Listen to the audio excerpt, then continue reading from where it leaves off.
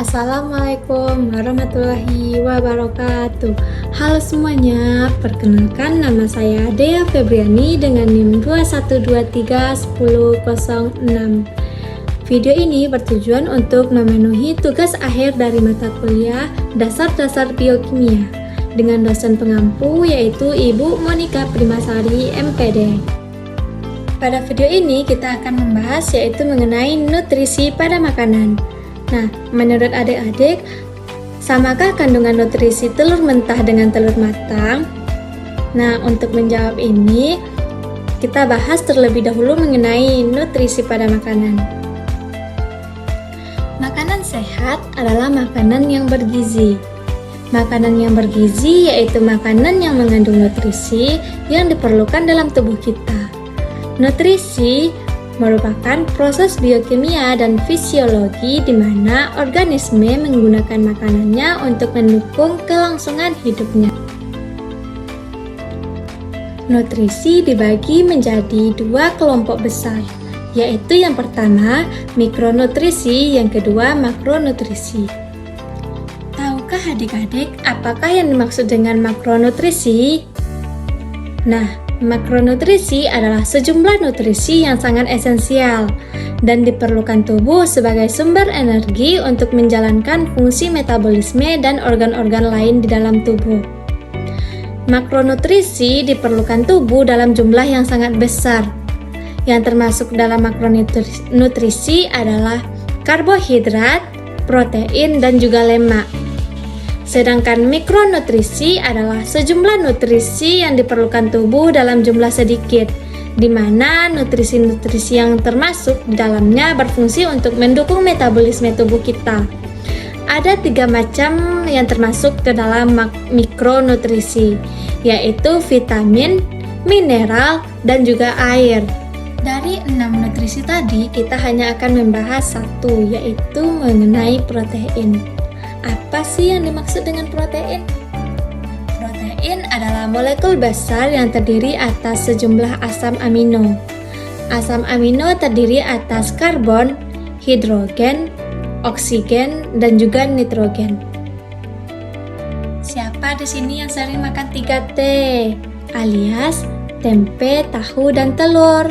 Makanan itu banyak mengandung proteinnya loh. Selain 3T tadi, yang mengandung protein misalnya yaitu daging, ikan, susu, dan juga kacang-kacangan. Protein dibutuhkan sebagai penghasil energi, sama halnya dengan karbohidrat. Selain itu, protein juga berperan untuk pertumbuhan dan mengganti sel tubuh yang rusak, pembentuk enzim dan hormon, serta pembentuk antibodi atau sistem kekebalan tubuh.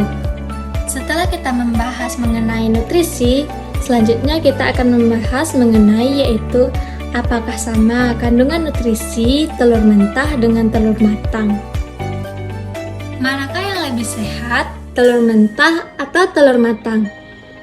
Dari segi penyerapan nutrisi, antara telur mentah dan telur matang dalam tubuh tentunya berbeda. Nutrisi, terutama protein dalam telur yang sudah dimasak lebih mudah diserap dalam tubuh dibandingkan dengan nutrisi dalam telur mentah.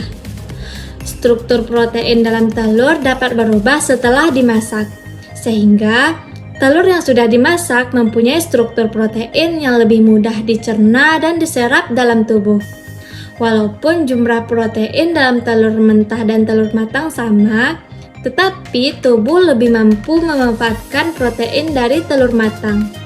Namun, proses memasak juga dapat mengurangi kandungan nutrisi dalam telur yang mudah hilang karena pemanasan. Beberapa nutrisi tersebut yaitu vitamin A, vitamin B5, fosfor, dan juga kalium. Menurut adik-adik, manakah yang lebih aman dikonsumsi? Telur mentah atau telur matang? Keamanan antara telur mentah dan telur matang tentunya berbeda. Telur mentah walaupun kelihatannya dalam kondisi baik, tapi mungkin saja telur tersebut memiliki bakteri salmonella yang dapat menyebabkan keracunan makanan. Bakteri ini dapat ditemukan dalam kulit telur maupun di dalam telur. Oleh karena itu, sebaiknya perlu memasak telur untuk membunuh kemungkinan bakteri yang ada dalam telur. Masaklah telur sampai benar-benar matang, bukan setengah matang, sehingga bakteri yang mungkin ada dalam telur benar-benar mati. Baiklah, sekian video pembelajaran kali ini. Assalamualaikum warahmatullahi wabarakatuh.